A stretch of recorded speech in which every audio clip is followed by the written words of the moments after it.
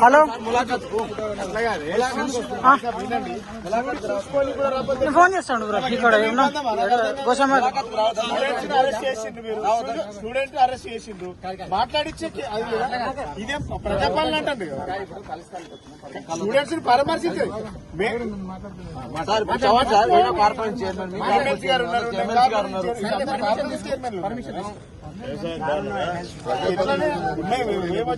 ఇప్పుడు ఆల్రెడీ ధర్నా చేసిండు అరెస్ట్ చేసిండు మీరు మేము చూస్తాను అరెస్ట్ అయిన దానికి మీరు